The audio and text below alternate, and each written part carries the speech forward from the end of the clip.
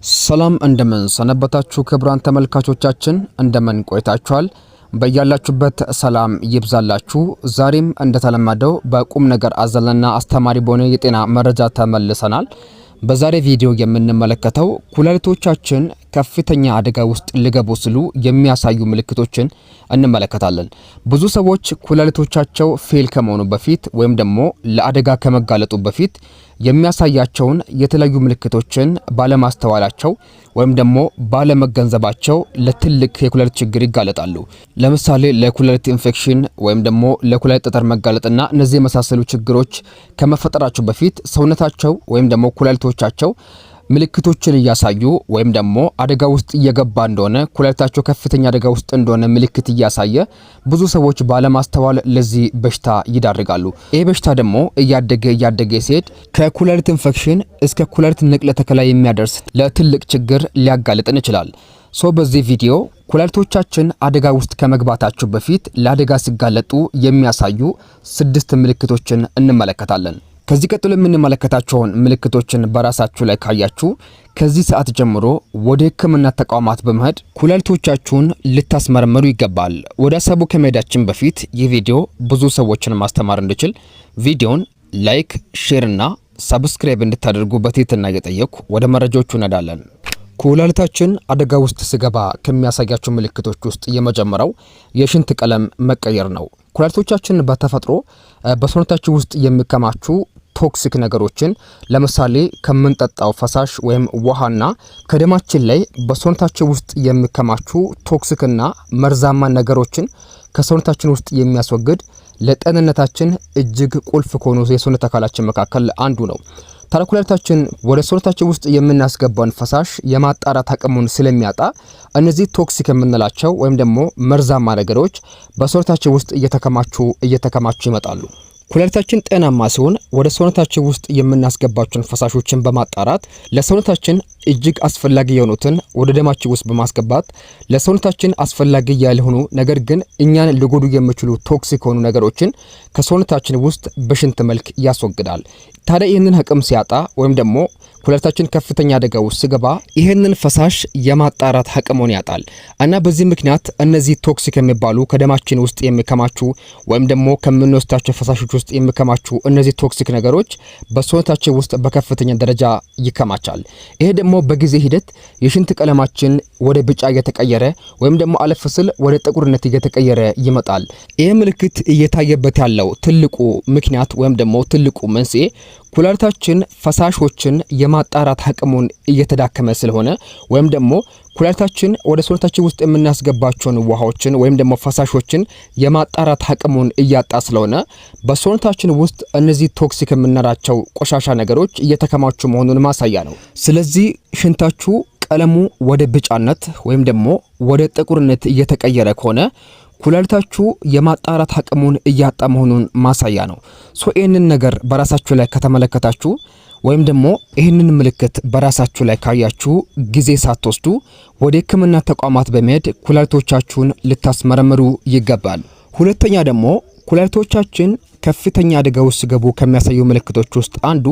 በእግራችን በእጃችንና በፊታችን እንዲሁም ደግሞ በቁርጭምጭሚታችን ላይ የሚታዩ ከፍተኛ ሆኑ እብጠቶች ናቸው እጃችሁ እግራችሁ ወይም ደግሞ ቁርጭምጭሚታችሁ ባልተለመደ መልኩ ተለይቶ እያበጠ ወይም ደግሞ እብጠት እየታየበት ከሆነ ኩላሊታችሁ ከፍተኛ አደጋ ውስጥ መሆኑን ማሳያ ነው ቀደም ብለን እንዳይገነው ኩላሊቶቻችን በሰውነታችን ውስጥ ያሉ ፈሳሾችን በማጣራት በሰውነታችን ውስጥ ያሉ ፈሳሾች የሚጠቅሙንን ወደ ሰውነታችን ወይም ወደ ደማችን ውስጥ በማስገባት የማይጠቅሙንን ወይም ደግሞ እነዚህ ቶክሲክ የምንላቸውን ፈሳሾችን በሽንት መልክ ከሰውነታችን ውስጥ ያስወግዳል ታዲያ ኩላሊታችን ይህንን አቅሙን ሲያጣ ወይም ደግሞ የማጣራት አቅሙ ሲዳከም እነዚህ ከሰውነታችን ውስጥ መወገድ የነበረባቸው ፈሳሾች ወይም ደግሞ ቶክሲክ ነገሮች በሰውነታችን ውስጥ እየተከማቹ ይመጣሉ ለዚህም ማሳያ በእግራችን በፊታችን እንዲሁም ደግሞ በቁርጭምጭሚታችን ላይ የሚታዩ እብጠቶች ዋነኞቹ ምክንያቶች ናቸው ከሰውነታችን ውስጥ መወገድ የነበረባቸው ፈሳሾች ሲጠራቀሙ ወይም ደግሞ በሰውነታችን ውስጥ እየተከማቹ ሲሄዱ እነዚህ ፈሳሾች በእብጠት መልክ በሰውነታችን ውስጥ ይቀመጣሉ ወይም ደግሞ ይከማቻሉ። እነዚህ እብጠቶችን በራሳችሁ ላይ ካያችሁ፣ በተለይም እግራችሁ ላይ እብጠት እየታየባችሁ ከሆነ ይህ እብጠት ጤናማ ወይም ደግሞ የክብደት መጨመር ሳይሆን ኩላሊታችሁ ከፍተኛ አደጋ ውስጥ እየገባ መሆኑን ማሳያ ስለሆነ ከዚህ ሰዓት ጀምሮ ይህንን ምልክት በራሳችሁ ላይ ካያችሁ ወደ ሕክምና ተቋማት ልትሄዱና ኩላሊቶቻችሁን ልታስመረምሩ ይገባል። ሶስተኛ ምልክት ከፍተኛ የሆነ ድካምና የአቅም ማጣት። ኩላሊታችን በተፈጥሮ ኢፒኦ የሚባል ወይም ደግሞ ኢሪትሮፖይቲን የሚባል ሆርሞንን የሚያመርት የሰውነታችን አካል ነው። ይህ ሆርሞን በሰውነታችን ውስጥ የቀይ የደም ሴሎች እንዲመረቱ የሚያደርግ ለሰውነታችን ወይም ደግሞ ለጤናችን እጅግ አስፈላጊ የሆነ የሆርሞን አይነት ነው። ታዲያ ይሄ ለጤናችን እጅግ አስፈላጊ የሆነው ሆርሞን እንዲመረት የሚያደርገው ኩላሊታችን ነው። ኩላሊታችን እየደከመ ወይም ደግሞ አቅሙን እያጣ ሲሄድ ግን የዚህ ሆርሞን የመመረት ሂደት በከፍተኛ ሁኔታ እየቀነሰ ይመጣል። ይሄ ደግሞ ለከፍተኛ የሆነ ለደም ማነስ ችግር ወይም ደግሞ አኒሚያና የአቅም ማጣት ችግር እንዲፈጠርብን ያደርጋል። የሚሆንበት ምክንያት እነዚህ የቀይ የደም ሴሎች እንዲመረት የሚያደርገው ኢፒኦ የሚባለው ሆርሞን እየተመረተ ስላልሆነ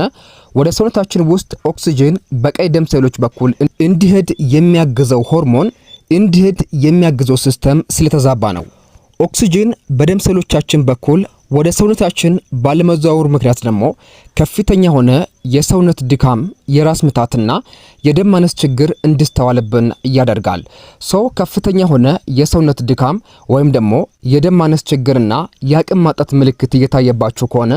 ኩላሊቶቻችሁ ከፍተኛ አደጋ ውስጥ መሆኑን እያሳየ ሊሆን ስለሚችል ወደ ሕክምና ተቋማት በመሄድ አሁንም ኩላሊቶቻችሁን ልታስመረምሩ ይገባል። ኩላሊታችን አደጋ ውስጥ ሲገባ ከሚያሳያቸው ምልክቶች ውስጥ ሌላኛው ደግሞ ከፍተኛ የሆነ የደም ግፊት ነው።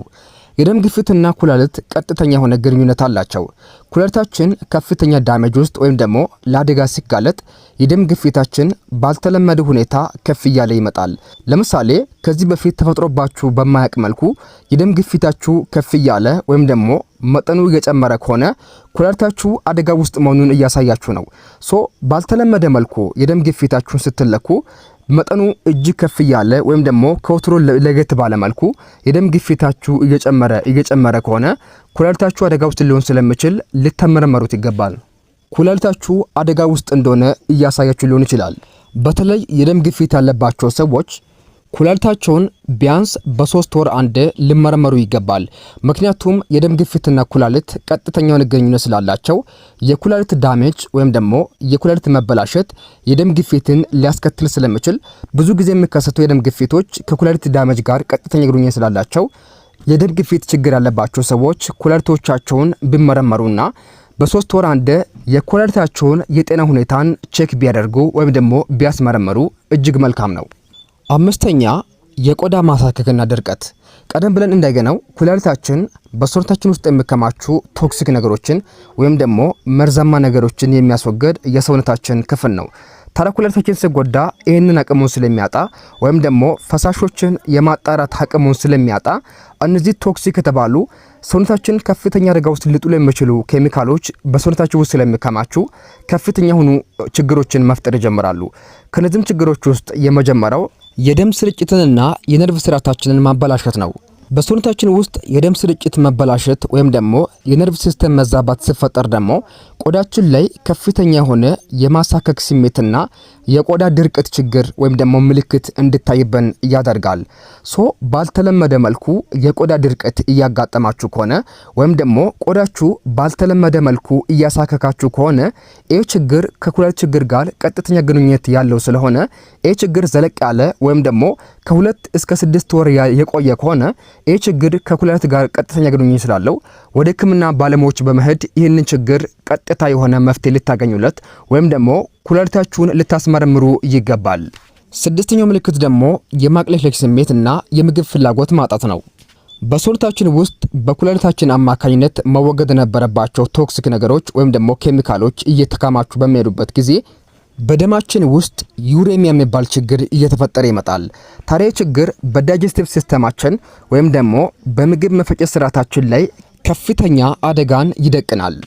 ይህም የምግብ ፍላጎታችን እንዲወርድ ወይም ደግሞ የበላነውን ምግብ ወዲያውኑ እንድናስመልስ ወይም ደግሞ ባልተለመደ መልኩ ምንም አይነት ስፖርታዊ እንቅስቃሴን ሳናደርግ የሰውነት ክብደት መቀነስ ችግር እንዲፈጠር ወይም ደግሞ እንዲከሰት ያደርጋል። ይህ ነገርም እንዲፈጠር የሚያደርገው በሰውነታችን ውስጥ በኩላሊታችን አማካኝነት መወገድ የነበረባቸው እነዚህ ሜታሊክ የሚባሉ ቶክሲክ ነገሮች በሰውነታችን ውስጥ እየተከማቹ በሚሄዱበት ጊዜ በደማችን ውስጥ ዩሬሚያ የሚባል ችግር እየተፈጠረ ስለሆነ ይህ ደግሞ ዩሬሚያ የሚባለው ችግር በዳይጀስቲቭ ሲስተማችን ላይ ወይም የምግብ አፈጫጭ ስርዓታችን ላይ ከፍተኛ አደጋን እያመጣ መሆኑን ማሳያ ነው። ኩላሊታችን እነዚህን በሰውነታችን ውስጥ የሚከማቹ ቶክሲክ ነገሮችን ማስወገድ ሲያቅተው ወይም ደግሞ የምንወስዳቸው ፈሳሾችን ማጣራት ሲያቅተው በደማችን ውስጥም ሆነ በሰውነታችን ውስጥ እየተከማቹ የሚሄዱ እነዚህ ቶክሲክ የሚባሉ መርዛማ ነገሮች በኩላሊታችንም ሆነ በሰውነታችን ላይ ከፍተኛ አደጋን እያመጡ ይሄዳሉ። የመጀመሪያው የሽንት ቀለማችሁ ቢጫ እየሆነ ከመጣ ወይም ደግሞ ቆዳችሁ ባልተለመደ መልኩ እያሳከከ ወይም ደግሞ ድርቀቱን እያሳየ ከመጣና የምግብ ፍላጎታችሁ ባልተለመደ መልኩ ዝቅ እያለ ወይም እየወረደ ከመጣ ኩላሊታችሁ ከፍተኛ አደጋ ውስጥ እየገባ ስለሆነ ምንም ጊዜ ሳትወስዱ ወደ ሕክምና ባለሙያዎች በመሄድ ይህንን ችግር በመናገር ቀጥተኛ የሆነ መፍትሄ ልታገኙለት ይገባል። የተወደዳችሁና የተከበራችሁ ክቡራን ተመልካቾቻችን ለዛሬ የነበረን ፕሮግራም ይህንን ይመስላል። በዛሬ ቪዲዮ ሐሳብ አስተያየት ካላችሁ በኮሜንት ሳጥን ላይ አስቀምጡልኝ። በተረፈ ሌላ ጊዜ በሌላ ቪዲዮ እስክንገናኝ ሰላማችሁ ይብዛልኝ።